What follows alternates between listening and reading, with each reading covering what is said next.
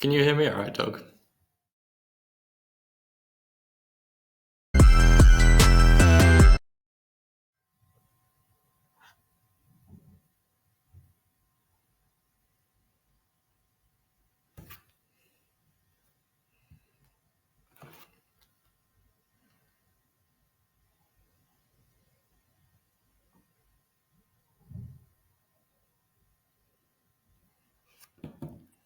Can you hear me? Okay, Doug? I can, yeah. Yeah? Cool. The host says we could start. So apologies for the slightly rough introduction, everybody, but we're going to be presenting our E-concussion project, and in particular a study that was published earlier this year. So just as an introduction to the project team, unfortunately, Dr. Freja Petrie couldn't be at the presentation today, but she has a PhD in biomechanics in rugby. My name is Isaac Lockett. I'm a PhD researcher at Kingston University, London, and I am also the co-founder of the E-concussion project with Freja. With us, we also have Doug Tharm, who I'll let him introduce himself. Hi, yeah. Thanks for the introduction. I'm a current professional footballer for Grimsby Town in England's Football League, and I've got a keen interest in concussion and how it's represented.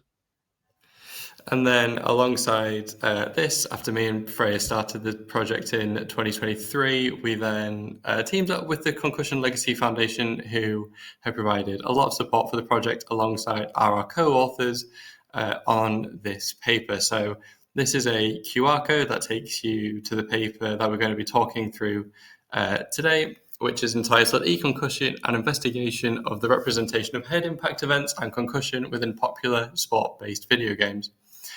But before we get on to that, I think it's important that we introduce the term concussion because some people might not be aware of it.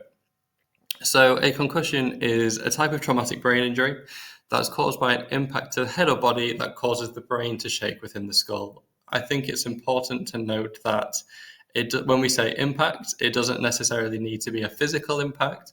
Things like shockwaves and things like shockwaves and shaking of the head can also cause concussions. The symptoms are highly variable and often include headaches, double vision, balance issues, and neurological defects. And the effects of concussion can be extensive and lead to a range of physical and emotional and cognitive changes. And not everybody experiences a concussion in the same way. So when we are talking to people who have had a concussion, the range of experience can differ to effects that lasted a few weeks to prolonged effects that last to weeks and months. So ultimately, in this presentation and in the research paper, we refer to head impact events.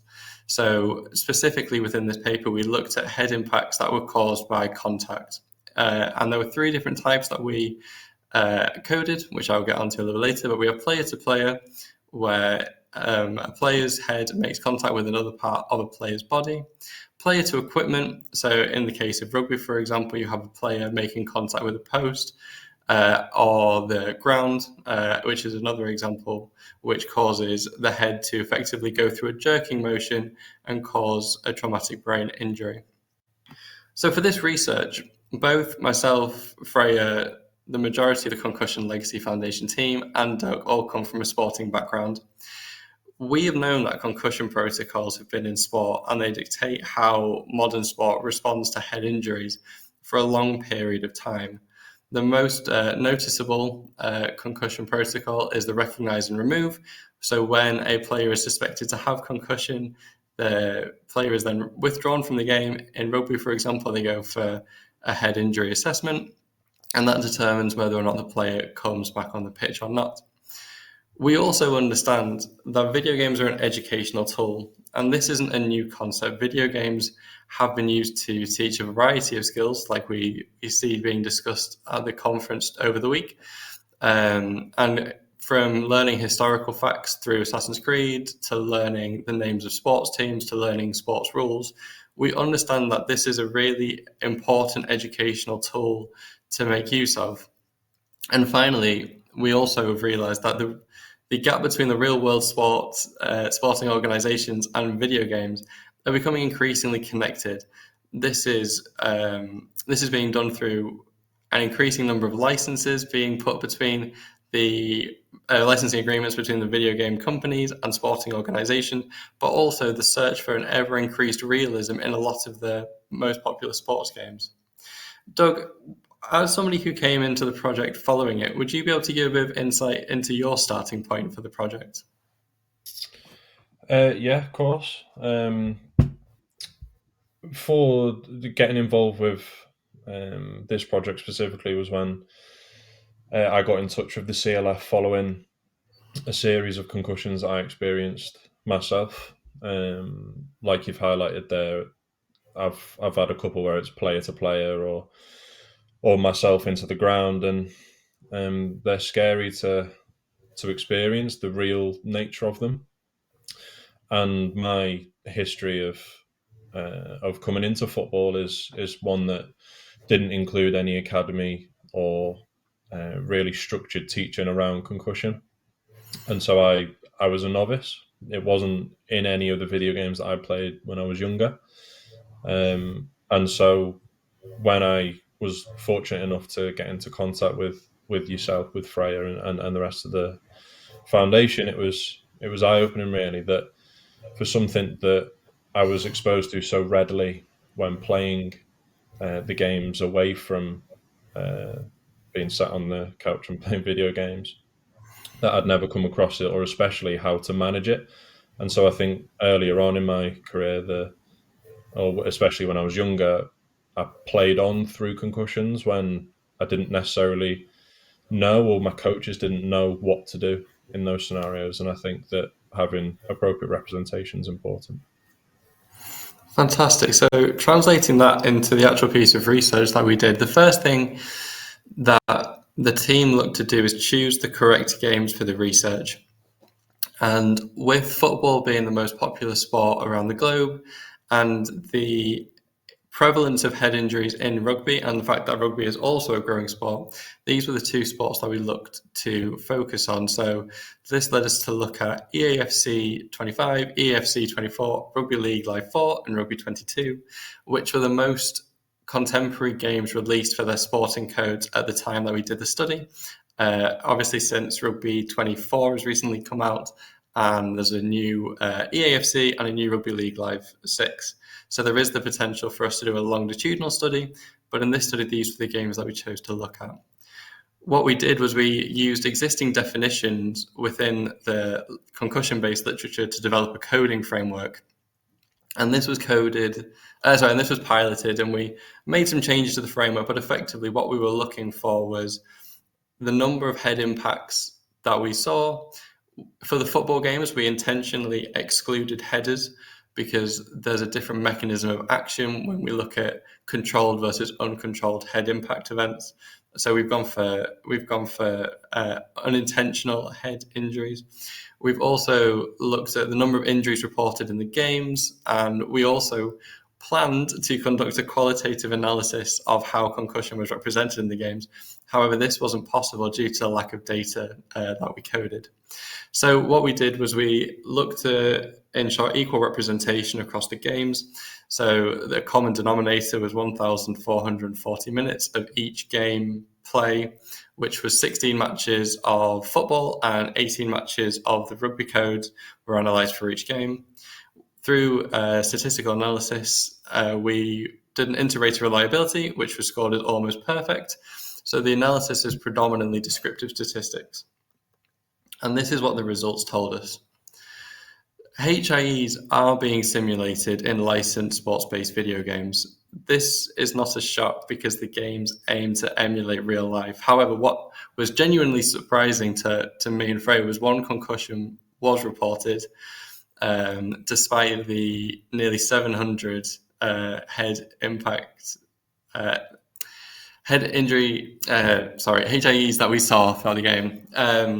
And then concussions also aren't being appropriately represented. So despite the one concussion being reported, it didn't follow the Rugby League concussion protocol framework.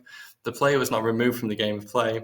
However, there were other injuries that we were not anticipating to code where the players were removed. So, for example, in the EAFC series, we saw players being substitutes for hamstring injuries, yet there was no mention of head injuries in the games at all. So what does this all mean? And as a footballer, I'll be asking Doug about his perspectives in a minute. But I think for us, it's a massively missed opportunity. We understand the educational potential of these video games. However, we're not looking at it from a concussion perspective, which we think could add a unique flavour to the additional mechanisms that we have for concussion education.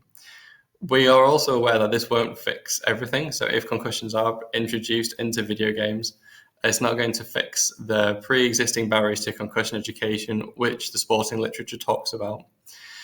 We also understand that this is not a finished project. We need to do more research to understand the best ways of introducing concussion.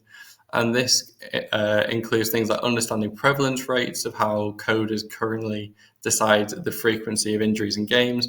We also need to understand whether virtual role modeling effects pass on to the virtual sporting environments. The other thing that I think is incredibly important to stress is we're not blaming anybody for the current lack of representation. This is not a study that is looking to criticize either game developers or sporting organizations for the lack of inclusion. We're seeing this as an opportunity to bring together stakeholders from across different industries to come together to really fulfill video games' potential as a resource and to help normalize the word concussion in both video game environments and sporting environments. Doug, I'd like to hand over to you at this point and talk and ask about your perspectives on the project as a footballer. Yeah, no, thank you. I think the project for me it's something that opened my eyes, especially with the course that my career has taken, and that I played, as I said, quite an amateur level growing up into a semi-professional, and then ultimately to where I am now, to be fortunate to be a professional. And I realised from speaking to you and from reading the research that I've never come across anything, related to concussion, or certainly accurate representations of how it should be dealt with in all my years playing. Now I'm someone who was brought up on Football Manager, on FIFA as it was, NBA 2K, Madden.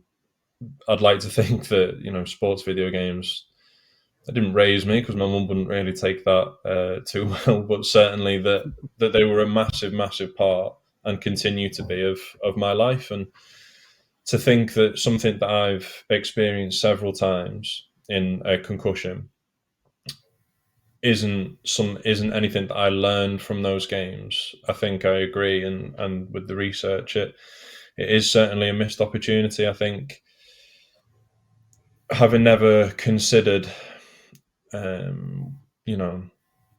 why or whether it would be in a game, it is not for me to say or anyone else to say. It's somewhere to start a conversation. I think that's ultimately what this research provides, as a foundation to understand where we can go with this, and understand why concussion might not be included or may not be represented accurately, and whether we can look to change that. I think, especially with how real the injury is. The one that I sustained a couple of years ago that made me reflect was the worst injury that I've been through, and I've had several surgeries and what have you, which is typical for a player.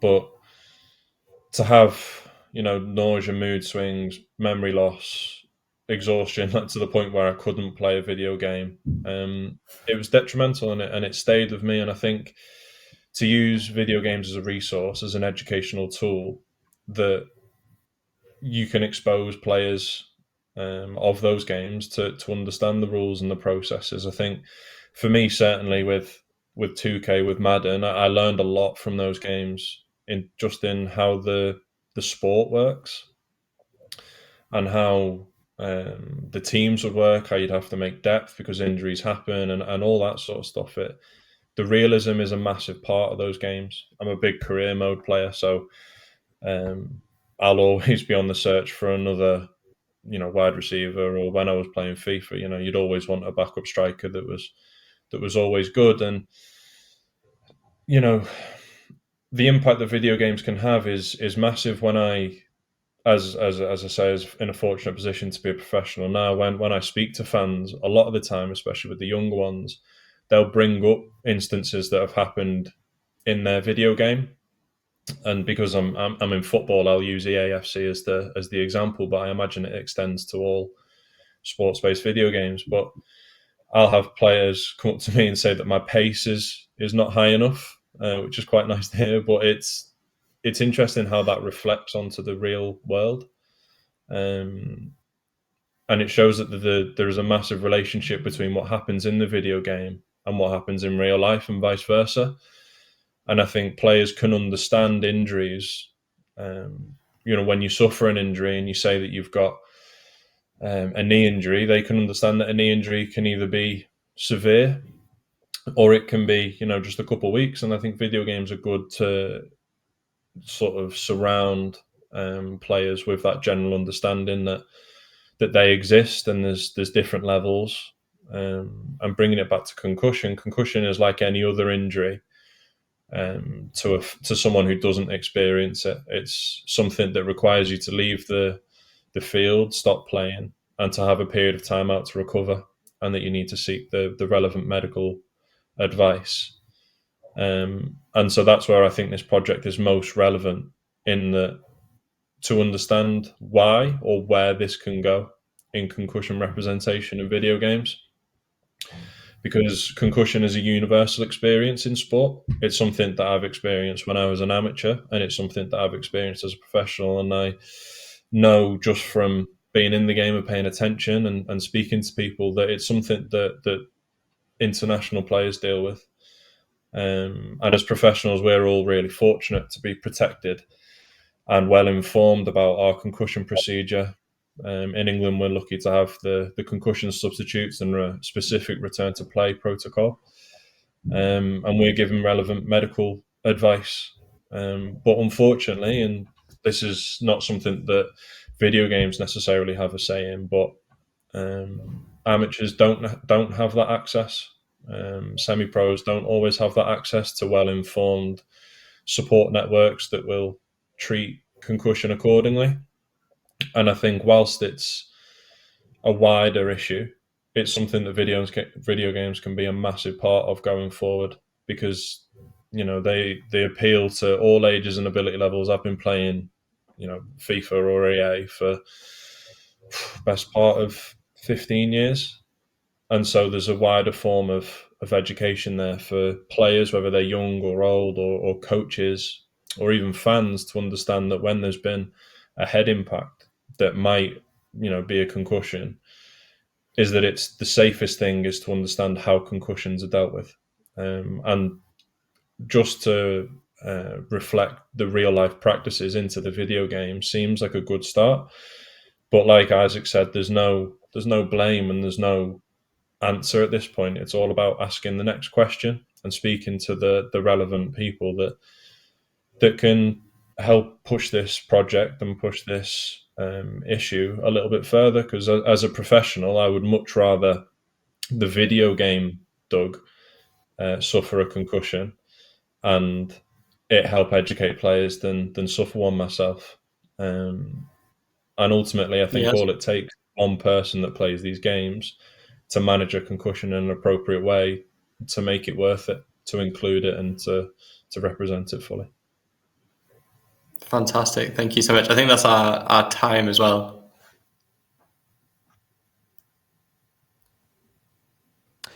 It is indeed. Thank you very much, Isaac and Doug.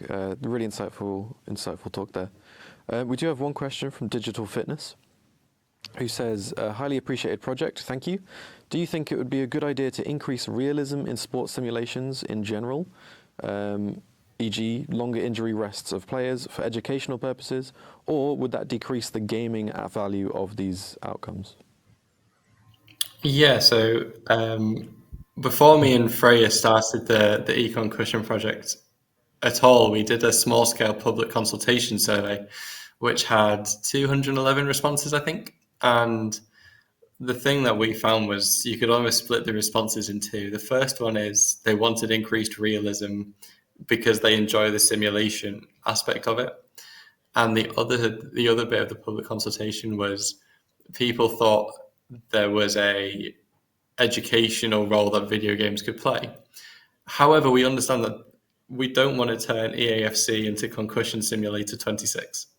That's not the aim here. So this is why we need to understand the future research to actually understand the best way of doing it, if that answers the question. I think it does, yes. Digital fitness, if you've got anything else, please put it back in the Twitch chat and we'll come back to it. Just from my perspective, I know it's a bit of a sort of disconnect between these two things. Do you think this could be expanded to different types of esports titles? For example, something like Hado, which is an AR title. Do you think representations of injury within that space, or within even potentially, like first-person shooters or racing simulation games, do you think that could translate over, or do you think it's an entirely different aspect? In my opinion, with that sort of stuff, it depends on the player. If the game wants to cater to players and provide a realistic simulation of whether it be a racing sim or like a career mode in football, for example, then to immerse fully into the realism, exposing players to both sides, not only the simulation aspect of playing in front of fans or playing on a pitch or whatever it is, but also the downside, then that is a part of the realism, and it's a part of the real experience of players such as myself. And so if it is an immersion aspect, then I think it is important. Whereas I understand sometimes all I want to do is switch off, and the last thing I want to happen is for my best player on Ultimate Team to get carted off with an injury. So I think ultimately it's for the player to seek, and I think there'll be a demand out there regardless. When I speak to fans, whether young fans typically or older, some just want to immerse themselves in the experience of being a professional, and others just want to use your card and upgrade your pace as best as possible so that I can catch up with Mbappe. I think from the other video game genres you mentioned, Phil, I think it depends on the role of the video game. I think the reason that we've decided to focus on the licensed sports-based video games is because injuries already exist in these games. We're not looking to introduce a new mechanism into the games. How the other video games handle concepts like injury and like realism is ultimately up to them, and I feel like we shouldn't be here trying to tell game developers what isn't the right answer as people who aren't from this world, so to speak. So it's working together. Is there a role for it? Absolutely, if it's in the right context. Okay, lovely. That's great. Thank you very much, Isaac and Douglas, and obviously Freya, who unfortunately couldn't join us today.